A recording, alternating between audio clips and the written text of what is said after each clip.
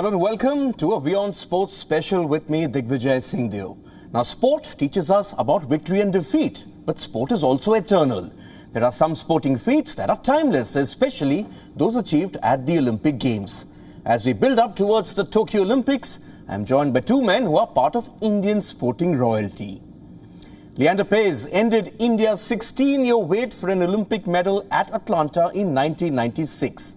And 12 years after that, Abhinav Bindra became the only Indian to win an individual Olympic gold, a feat that has not yet been repeated. Gentlemen, thank you so much for your time. Seniority demands that I start with you, Leander. Close to 25 years since that podium in Atlanta.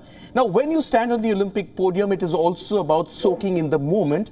But when does the actual magnitude of what you have achieved actually hit you? Hi, Diggy. Hi, champ. As a young boy growing up in Calcutta, I always wanted to emulate my father. And every Sunday after church, I would take out his medal and I would polish it and ask him about the goddess Athena, ask him about what the difference between bronze, silver, and gold was. How do you achieve those three? But then when I lost my opportunity in Barcelona in the doubles with Ramesh Krishnan, that really hurt bad. And for 4 long years, I prepared for Atlanta, and I prepared very fastidiously, going into altitude conditions to prepare in the high altitude, which was where we were playing in Stone Mountain and Atlanta. But as soon as that last ball bounced out over my head, it sunk in right then, because I'd lived with this my whole life. I'd lived with this from ever I could comprehend what the Olympics was, or since ever I could comprehend what it meant to play for our flag or what it meant to play for our people. So it sunk in literally as that ball bounced. Most people thought my hands were up in jubilation, but my hands were actually up with a lot of tears in my eyes from the hardships and the hard work and the loneliness of what it takes to be an Olympic champion. So it sunk in right away, Diggy. When you talk about loneliness, that's the cue for me to bring Abhinav in, because Abhinav always said that his sport is a very lonely sport. Abhinav, I was in fact fortunate to see you fight all the way to that gold in Beijing. I still remember the front page of one of the Chinese newspapers, which had your photo, and simply the headline was, it said, "Finally." Perhaps till that moment, Indian sport could never collectively believe that it was possible to win individually. Well, of course, for me personally, it was a great moment. But I think for me, the greatest thrill on that particular day was to be able to shoot the 10 best shots of my life when it counted the most. This is what I had trained for. I went into Beijing very detached from outcomes.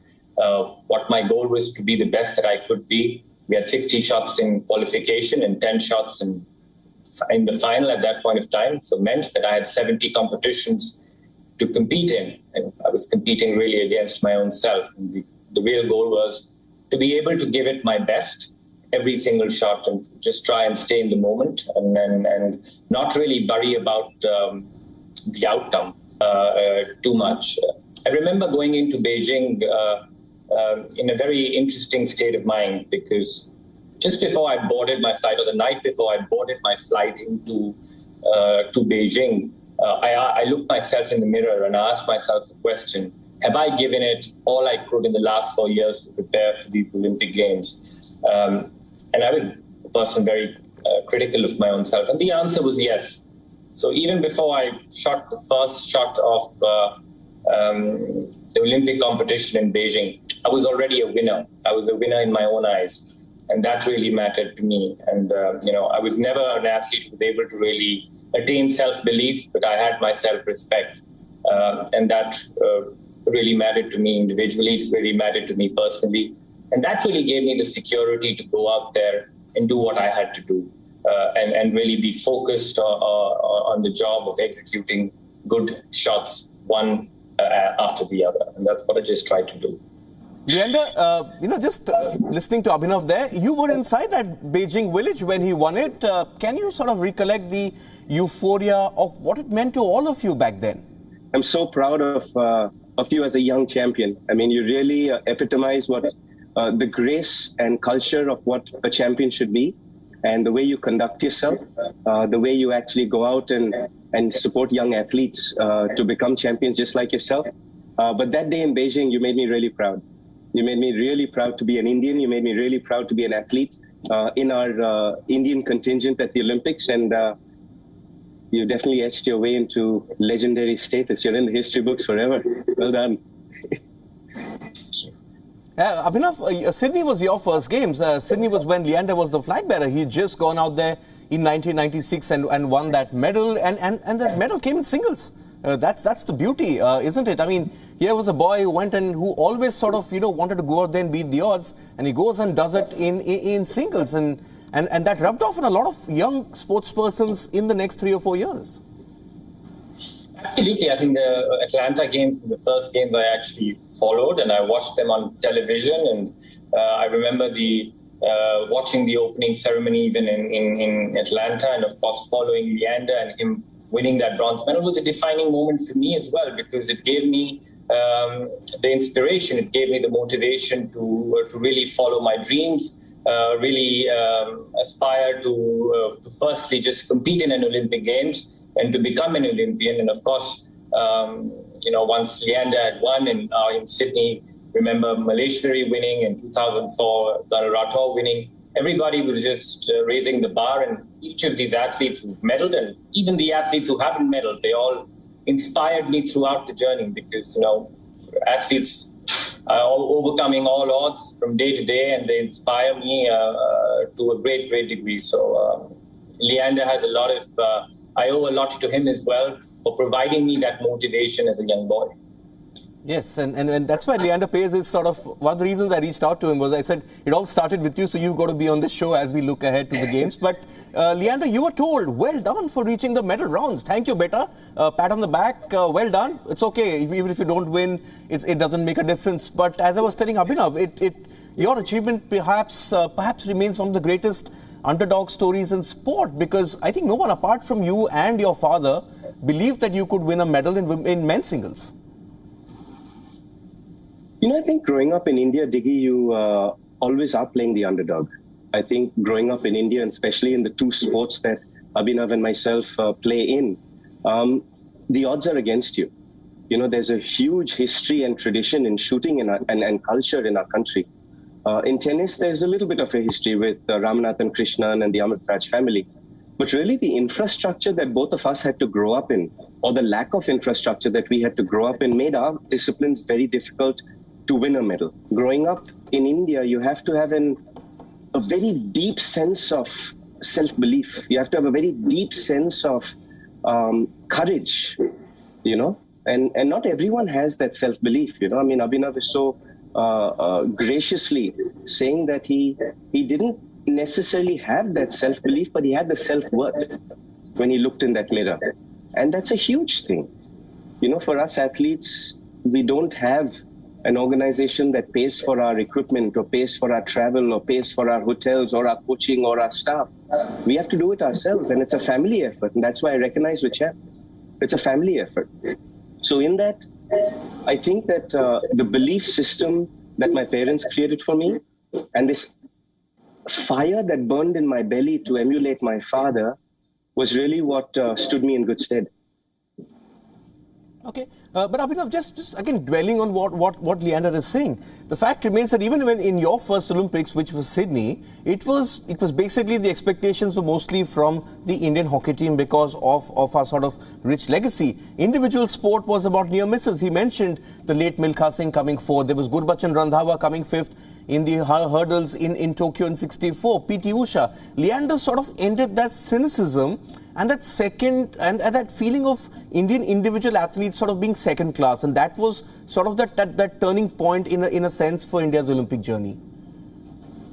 Yes, absolutely, and as Leander just said, I grew up in an era where there was negativity around our campaign. Even before we boarded our flight, we were already written off. So that was the atmosphere that we grew up in. And that was challenging because, you do require that positivity to surround yourself in a sports career, because a sports career will be filled with failures. You will fail many more times than you succeed. And you require that positive environment around you to be able to overcome all the odds and go out there and have a good chance. And unfortunately, at my time, that environment wasn't there. Because there was, of course, also a lack of infrastructure, as Leander said. When I started shooting in 1996, I started shooting under a mango tree. When a shooting athlete now wants to start shooting, he or she has a opportunity to go to a world-class arena and start practicing the sport. So a lot has changed, a lot has developed over the last few years. But I think the most important thing is the belief that athletes have, that which was missing, at least in my generation. And I think all that, of course, started with Leander winning that bronze medal and other athletes winning. Athletes in India now, aspire to win gold medals. They don't want to go and just compete at an Olympic Games. They're aspiring much higher, and they have that belief that they can go out and do it. And that is a huge, huge change we've seen over the years. Yeah, and also, Abhinav, because you mentioned that, I remember you telling me something in Rio 5 years ago. You won the Olympics, you won the World Championship in your sport. Leander won 18 Grand Slams alongside his Olympic medal and a lot of other medals across games both of you won. But when you look back, what sort of gives you more satisfaction? Winning or seeing a young kid walk up to you and say, I idolize you, but I'm here to beat you? Yes, of course, that is a story that I had told you in Rio. But, I look back at my sporting career now that I've exited my investments of sorts, and I can look back a little bit more dispassionately. I don't look back at it at the medals which hang on a wall in my house, but I look back at it at the relationships that I was able to build, the relationships that I was able to build with my parents, with my mom who traveled with me as a 12-year-old boy, the relationships I was able to build with both my coaches, with my support staff who became an extended family to me, the relationships I was able to build with competitors even the relationships I have to admit I built within the media, who I had a complicated relationship with, at least when I was competing, but I realized that you're generally good guys and trying to do your job. But I also look back at my sports career, I don't look at it at the gold medal. I look at it at how the person I became in the process of winning that gold medal and the values that I was able to imbibe that sport brings you. And that is absolutely, only sport can do that. Sport teaches you how to win, but most importantly, sport teaches you how to lose. It teaches you hard work. It teaches you how to be honest. It teaches you integrity. And these are invaluable life lessons that I imbibe in my journey through sport, and which will remain eternal, which will remain true to me for the rest of my life. One of his quotes always remained with me, Leander. He said, and he's always reiterated this, especially in his sport, which is a very fickle sport, that you have to be perfect on an imperfect day to win at the Olympic Games. Now, how do you deal with disappointment? Because both of you came very close to a second medal at the Games, but it didn't work out the way you wanted it. There are some, sadly, who've never been able to sort of recover from that blow of not being able to get over the line. The age-old question is, are you a legend or a champion after you win a medal? Or after you win the World Championships? Or after you win a Grand Slam? Or are you a champion of life who is then an Olympic medalist, who is then a Grand Slam champion or a world champion? I think that if you asked Abhinav and myself and all our comrades in sport, I think you have to live a championship life. You have to live a champion's life, and the quality of your day-to-day habits have to be that of a champion. Dealing with failure is a huge part of being a champion. I myself have lost 76.4% of the tennis matches I've ever played. That's a big number. That's a huge number.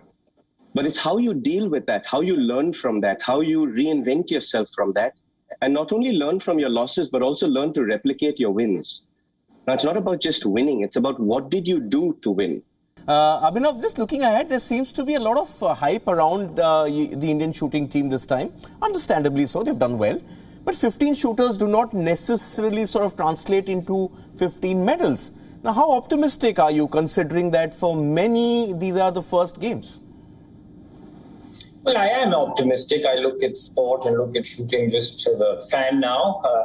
I'm not so, I don't want to see them so closely, but of course, we go into the Olympic Games, at least on paper, having our best ever squad going to games. We have so many people starting as absolute favorites. We have many athletes starting as world number one. And their track record in the last couple of years gives us a lot of hope, a realistic hope that, we're going to come back with perhaps our best ever performance at the Olympic Games. Of course, the job still needs to be done, and we all have to wait and watch how things unfold.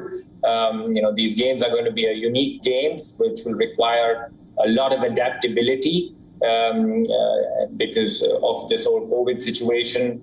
And I do hope that these young athletes have that ability to adapt. Normally, when you are young, you are a little bit more flexible. So I am very, very optimistic that we will do really, really well. Lee, he mentioned adaptability. You've been to a record 7 Olympics. Now, as he said, the build-up has been very chaotic. The games getting postponed by a year. Uncertainty still prevails. The restrictions, obviously, on delegations due to COVID-19. Questions of whether you have to isolate on arrival. And if you look at it, for all the games you all have been to, these are going to be the most un-Olympic Olympics ever, if I could say that. It's going to be very interesting, Diggy. Firstly, it's very, very commendable to the Japanese Olympic Committee and the IOC for actually going ahead with these games in such tough conditions. For me, I have tremendous respect for the Japanese people and the Olympic Committee for taking on this mammoth responsibility. Everyone is obviously going to try their best, but just as life plays out, this new Delta variant that's come in, or COVID-19, the pandemic itself has been such a uncertain virus. You don't know who has it. You don't know where it's coming from.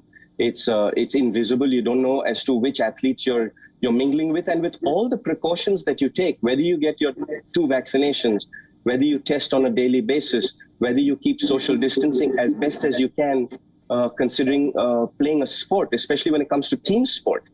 I think that the Olympic movement itself stands for health, stands for great competition, it stands for unity, and all the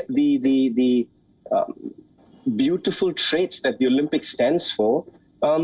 We as athletes are just going to do one more thing, is basically live our lives, be the best that we can be given the circumstances. I'm very interested to see how many world records will be broken, considering that the athletes have had to postpone their training 1 extra year, live in a bubble, so gyms are not open, tracks are not open, stadiums are not open to train and practice. If you look at the EPL, or you look at La Liga, you look at the NBA, or you look at tennis, you tend to wonder as to how the performance of athletes are going to be in Tokyo. But the most important thing is to have a safe games. Most important thing is to have a positive message sent forward that sport as a vehicle unites the world. Sport as a vehicle brings people together in unity to fight against anything. I'm going to take that to Abhinav, because Abhinav, you're also a member of the International Olympic Committee's Athletes Commission. There are restrictions, obviously. We've been talking about it of late. There's even the threat of sanctions for any breach of the bio bubble. Now, don't get me wrong, but there are many out there who are asking, should the Olympics be happening in the first place, considering what's gone on around the world in the last 12 to 14 months? I mean, you can also ask this question to all the 10,000 athletes who've been working day in and day out for the last 4 years trying to prepare for an event and prepare for the Olympic Games, how unfair it would be on them. But as Leander also so beautifully put in his last answer, that these Olympic Games is not just about a sporting competition. They stand for much, much more. They stand for unity and bringing the world together. Nowhere else in the world you have people from 206 nations coming together and living in an Olympic village and fighting peacefully in a good environment for competition. It is unique. The Olympic Games are absolutely unique, and I think the world needs an event such as the Olympic Games more than ever. And I think the power of sport is incredible. Of course, the health and safety of not just the athletes, but everybody concerned, involved in putting these games together has to remain paramount. I know that the IOC has been working tirelessly with experts from across the world who certainly have more knowledge than me on this matter. And they're trying to put every possible effort to mitigate all dangers regarding it and put additional measures day in and day out, have that flexibility in play. It will require flexibility from everybody. It is not going to be a normal Olympic game. It's going to be even so tough for journalists to cover it because you have to define where you want to go, define what events you want to watch already in advance. Movement from venue to venue is going to be restricted. So these are exceptional times we live in. These will be an exceptional games. But at the end of it, the message that these games, what they will provide is that of the world coming together in peace and harmony and in a spirit of sportsmanship, which I believe is required more than ever. Okay, fair point. I mean, for all of us who've been to games, sort of just getting to know different people, coming together, celebrating sort of humanity is what sort of, makes the Olympics so appealing. But listening to Abhinav, Leander, are you still apprehensive? Because we're obviously going by what we read in the papers or see on television. Bio-bubbles aren't exactly impervious to COVID-19. And for all the precautions they're undertaking, it just takes sort of one slip up for the virus to strike. And as Abhinav mentioned, that village is one big place with a lot of athletes, a lot of coaches, a lot of support staff.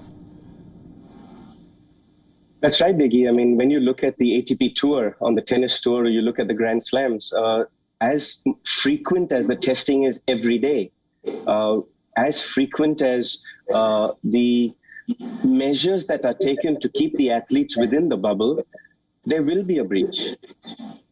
In that, when you look at the COVID-19 virus, it's such a dangerous virus because you don't know who has it. It's invisible. You don't know whether it's a coach or a trainer or a staff at the tournament or anywhere that has it. So when you actually go into a bio bubble, as much as everybody will take responsibility for their best practice to keep that bio bubble safe and secure, there's always a danger that, the virus could be within the bubble already. I think that when you look at an Olympic village of 11,000 athletes, if 100 of those athletes do get COVID, then the danger is, how does it spread? Does it spread in the lunchroom, in the dining room? Does it spread in the buses that you travel in? Does it spread in the dormitories? Does it spread in the buildings that you're living in? Does it spread in the arenas that you play in the locker rooms? So I think there's always a risk here, Diggy. But in that, I have no doubt that the IOC and the Olympic Committee of Japan, and also every Olympic committee for the contingent that goes, is going to have very strict restrictions and very strict behavioral patterns of how the athletes need to conduct ourselves. Do I think that a few athletes will get COVID during the games? Possibly so. None of us know that for sure, but possibly so. It's how we handle that, how we isolate them, how we keep the other athletes safe. But I think it's important to have the Olympic Games. I think it sends a great global message. And as the world has been in a 16-month lockdown, give or take from country to country, I think sport is a great way to send a positive message throughout the world. It's well said. In fact, just looking at some of the pictures on television, the European Championships in football, just to see people out there coming out and enjoying sport, it sort of tells us what we've missed over the years, haven't we? In fact, almost all of us have been touched by COVID-19. All of us have, in a sense, suffered. And it's sort of, if sport can give you that sort of, a kick just to get you back on to what you love doing or what you love watching, perhaps the Olympics has done its job. Abhinav, one final question. Leander's father won a medal at Munich 1972, which saw tragedy during the games. Some like Lord Sebastian Coe are remembered for the performance at Moscow, which was despite the Olympic boycott. 10 years from now, will an Olympic medal at Tokyo, in your opinion, be more special for the sports person, considering the challenges he or she has had to face to sort of get there?